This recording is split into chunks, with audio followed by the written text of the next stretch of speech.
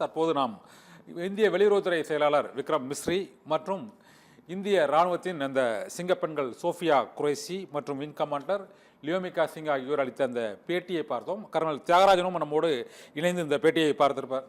அந்த கர்னல் தியாகராஜன் இந்த பேட்டியின் போது பல்வேறு அம்சங்களை குறிப்பிட்டார். இந்த பேட்டியில் வெளியுறவுத்துறை செய்தி தொடர்பாளர் விக்ரம் மிஸ்ரி மற்றும் அந்த சோஃபியா குரேஷி, லியோமிகா சிங் ஆகிய இரண்டு இராணுவ வீராங்கனைகளும் அந்த பேட்டியில் இந்தியா இரண்டாவது நாளாக நடத்திய அந்த தாக்குதல் தொடர்பான விவரங்களை அவர்கள் கூறியதை நாம் கேட்டோம். இந்த தாக்குதலில் 4 முக்கியமான விஷயங்களை இந்த வெளியுறவுத்துறை செயலாளர் மிஸ்ரி கூறியிருக்கிறார். அதன்படி பாகிஸ்தானின் ஏவுகணை தாக்குதல் முயற்சி முழுமையாக தோல்வி அடைந்திருக்கிறது என்று அவர் குறிப்பிட்டிருக்கிறார்.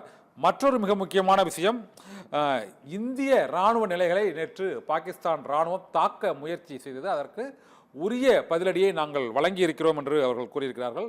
மற்றொன்று, லாகூரின் இந்த வான் பாதுகாப்பு அம்சங்கள் முற்றிலுமாக தகர்க்கப்பட்டிருக்கிறது என்ற மிக முக்கியமான தகவலும் இன்று வெளியுறவுத்துறை செயலாளர் விக்ரம் மிஸ்ரியின் பிரஸ் மீட்டும் சோஃபியா குரேஷி, கர்னல் சோஃபியா குரேஷியின் பிரஸ் மீட்டிலும் விங் கமாண்டர் அந்த லியோமிகா சிங் ஆகியோரின் அந்த செய்தியாளர் சந்திப்பில் கூட்டாக அந்த விவரங்களை தெரிவித்திருக்கிறார்கள். இதன் மூலமாக பாகிஸ்தானில் இரண்டாவது நாளாக இந்திய இராணுவம் தாக்குதல் நடத்தியதுடன் பாகிஸ்தானின் தாக்குதல் முயற்சியையும் முறியடித்த அந்த புள்ளி விவரங்களை அவர்கள் கூறியிருக்கிறார்கள்.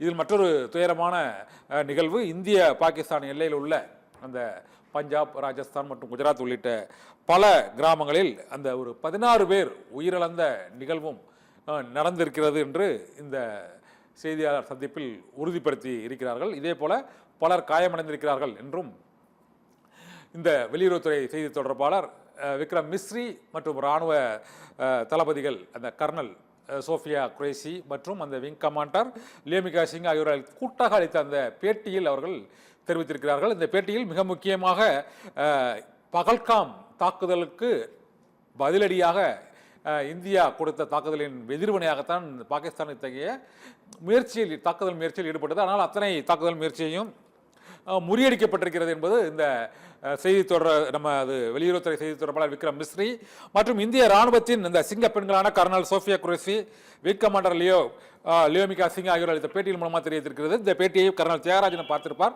சார், இந்த தாக்குதலுக்கு முக்கிய காரணமாக திகழ்ந்தது இந்த பகல்பூர் தாக்குதலுக்கு தாங்கள் அளித்த அந்த பதிலடி தாக்குதலின் மூலமாகத்தான் இரண்டாவது நாளாக அந்த தாக்குதல் தொடர்ந்து இருக்கிறது. அதில் பாகிஸ்தானின் அத்தனை முயற்சிகளும் முறியடிக்கப்பட்டிருக்கிறது என்றும் 16 பேர் இந்தியர்கள் அதில் உயிரிழப்பு ஏற்பட்டிருக்கிறது என்ற தகவலையும் இந்திய இராணுவத்தின் அந்த வெளியுறவுத்துறை செய்தி தொடர்பாளர்களும் தெரிவித்திருக்கிறார்கள். இந்த சோஃபியா குரேஷி மற்றும் லியோமிகா சிங் ஆகிய இராணுவ வீராங்கனைகளும் அவர்கள் இந்த தகவலை தெரிவித்திருக்கிறார்கள்.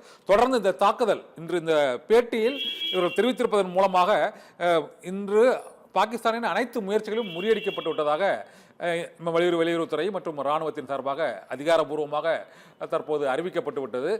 தொடர்ச்சியாக இந்த தாக்குதல்கள் முறியடிக்கப்பட்டு விட்ட சூழ்நிலையில் பாகிஸ்தானுக்கும் இந்தியாவுக்கும் இடையேயான இந்த போர் பதற்ற நிகழ்வு ஒரு முடிவுக்கு வருவதற்கான வாய்ப்பு இருக்காது. எவ்வளவு காலம்? எனக்கு அது மாதிரி முடிவுக்கு வருவதற்கான வாய்ப்பு கிடையாது.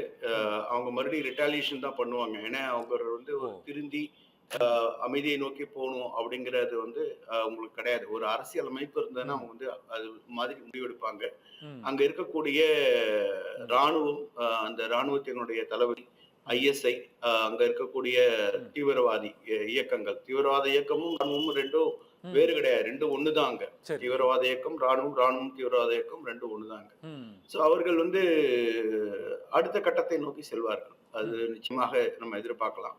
ஏன்னா அவங்க ராத்திரி கொடுத்த அந்த அடிக்கு நம்ம திருப்பி அடி கொடுத்திருக்கோம். அது முதல்ல அவங்க நாங்க போரே நடத்தவில்லை, அவங்க மீது நாங்க தாக்குதலே நடத்தல, நாங்க மிசைலே நாங்க மேல் போடல அப்படின்னு அவங்க சொன்னாலும் அது மிகையாகாது. அது நம்ம பெரிய விஷயமா இருக்காது. ஏன்னா அவர்கள் பிரபகண்டா பண்றதா அவருடைய வேலை.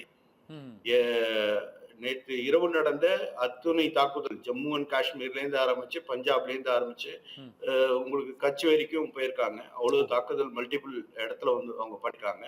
அவ்வளவு தாக்குதல் செய்தோம். நம்ம சொல்றோம் நாங்க தாக்குதல் செய்தோம். பாகிஸ்தான் ஏதாவது சொல்லியிருக்கா? ஆமா நாங்கள் ராத்திரி இரவு நேரத்தில் இவ்வளவு தாக்குதல் பண்றோம்னு பிரஸ் ரிப்போர்ட் கொடுத்திருக்காங்க. ஆமா, press இது release இனிமே இது கொடுத்திருக்காங்க. அஃபிஷியலா அவங்க எதுவுமே இது தொடர்பான தெரிவிக்கவே இல்லையா சார் இந்த பாகிஸ்தான் ராணுவம்? அதற்கு என்ன காரணம் தருவாங்க? தொடர்ந்து இந்த நேற்று கூட அந்த ஒரு ஒரு தீவிரவாத ஒரு குழுவின் ஒரு இறுதிச் சடங்கில் அந்த பாகிஸ்தான் அந்த ராணுவ சீருடையோட அந்த அரசு அதிகாரிகள் அதில் கலந்து கொள்கிறார்கள். இது வந்து என்ன சார் அர்த்தம் அதுக்கு? ஆமா அவங்களுடைய வந்து லஷ்கர் இ தொய்பாவினுடைய உறவினர்கள் அங்க இருக்காங்க. அவர்களுக்கும் ராணுவத்தினருக்கும் நான் சொன்னேனே, நெருங்கிய ராணுவமும் தொடர்பு தீவிரவாத இயக்கமும் வேறுவே கிடையாது. ம். ரெண்டும் ஒண்ணுதான். இப்ப ராணுவத்தில் இருப்பவர்கள் சீருடை இல்லாமல் தீவிரவாத இயக்கத்தோடு சேர்ந்து வந்து அட்டாக் பண்ணிட்டு இந்தியாவுக்குள்ள வந்துட்டு போவாங்க. இந்தியாவில் வருகின்ற 40க்கும் அதிகமான சதவீத தீவிரவாதிகள் வேஷத்துல வர்றவங்க வந்து அங்க வந்து ராணுவத்தில் இருக்கின்ற ராணுவ வீரர்கள் தான். ஓ. கமாண்டோ அவங்க வந்து எஸ்எஸ்ஜின்னு சொல்லுவோம். அங்க இருக்கக்கூடிய அந்த கமாண்டோஸ் வந்து இங்க வந்து அந்த தீவிரவாதிகள் போர்வையில் வந்து அட்டாக் பண்ணிட்டு போவாங்க. கார்கில்ல நடந்தது. அவர்கள் தீவிரவாதிகளுடைய போர்வையில தான் வந்து அட்டாக் பண்ணாங்க. அதுக்கும் எங்களுக்கும் சம்மந்தம் கிடையாதுன்னு வேற அவங்க சொன்னாங்க. சோ அவர்களுடைய வழி வந்து தீவிரவாதம் தான். சோ தீவிரவாதிகளுடைய அந்த கடைசி லாஸ்ட் ரைட்ல அவங்க வந்து பங்கெடுத்தது, அதுவும் உயர் அதிகாரிகள் வந்து பங்கெடுத்ததுங்கிறது ஆச்சரியம் கிடையாது.